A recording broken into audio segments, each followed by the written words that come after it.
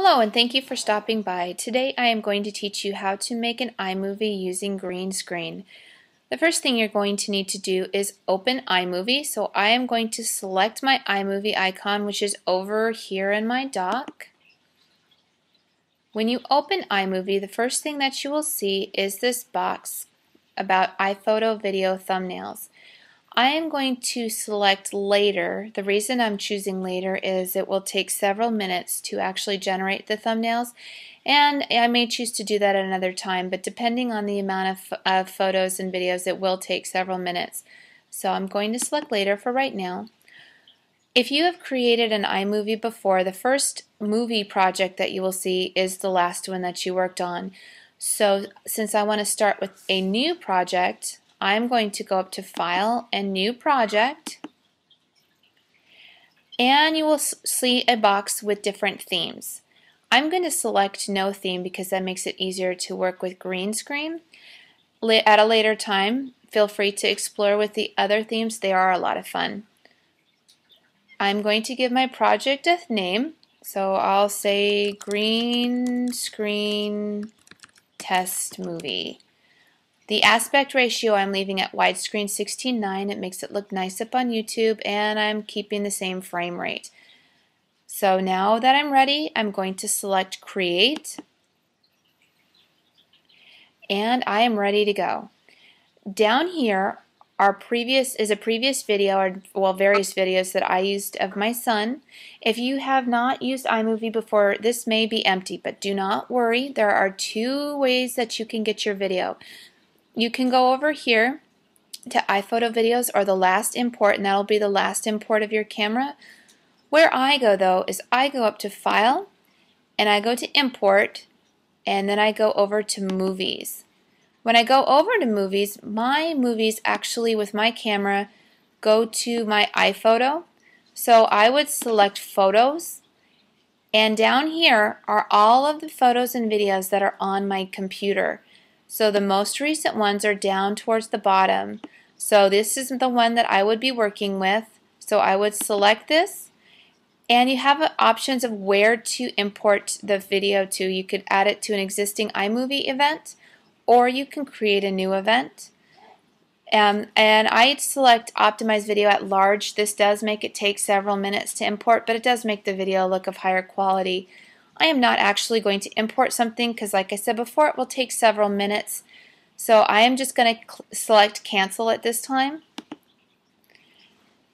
And before I start actually using the video though, what I want to do first is put some images into these boxes. The easiest way to do this, especially when you're creating a big project with lots of images, is to have a folder on your desktop.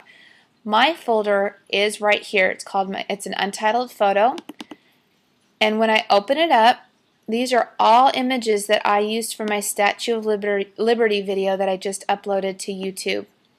So I am going to select them, and I'm going to drag them over to iMovie, and then I'm going to let them go, and they will automatically default to the left-hand side, and then I can just keep selecting video and images actually, and importing them into my movie.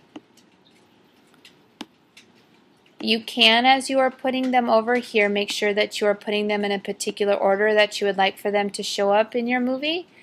But if you are just wanting them to get over there and you would rather select and move them around once they are actually in this iMovie region, you can do that as well. So let's say I wanted to move this flag down here, select it, drag it down, and now it's over here, and it just rearranges itself, so it makes it really easy.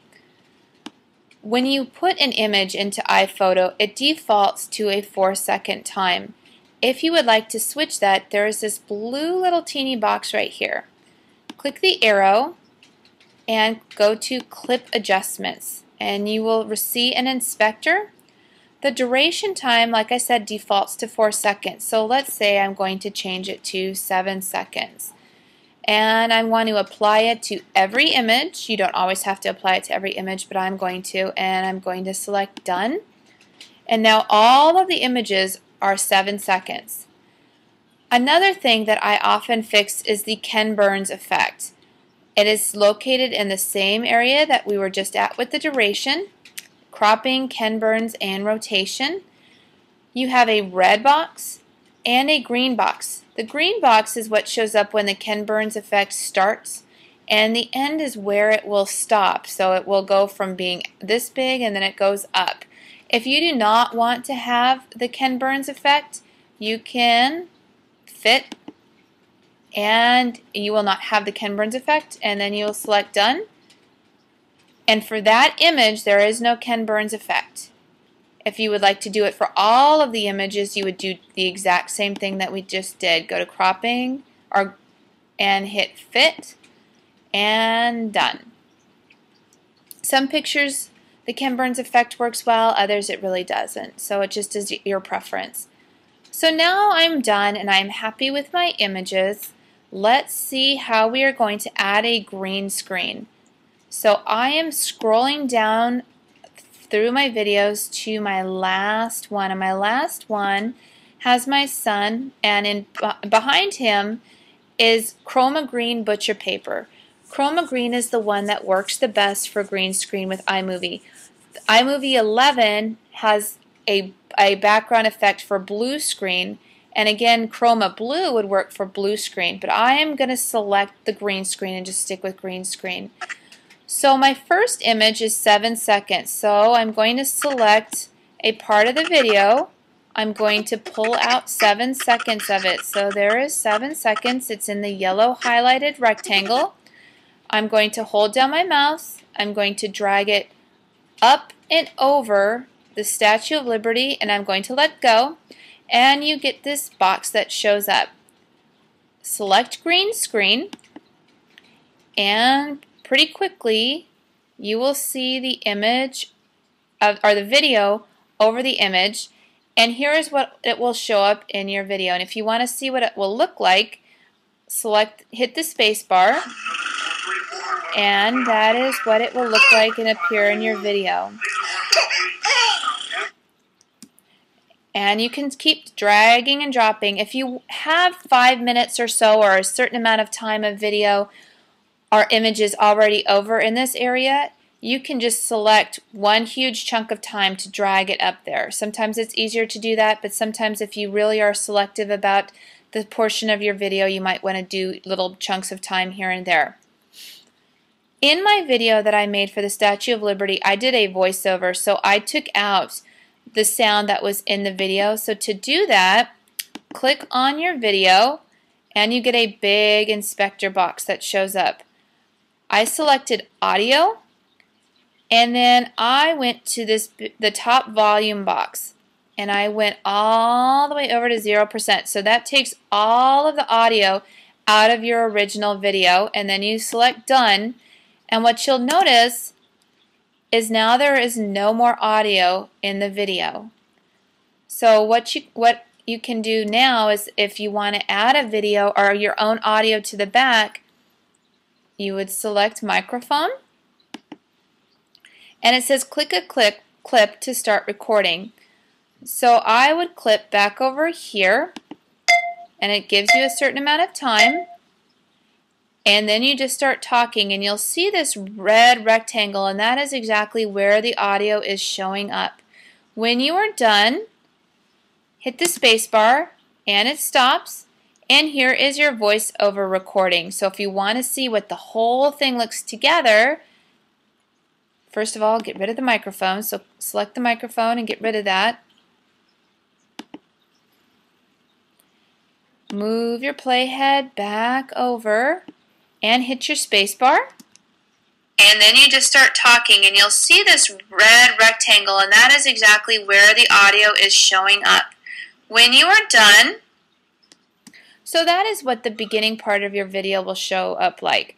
You can keep adding little clips here and there. You can add more of a voiceover recording, but it is a really simple project to make.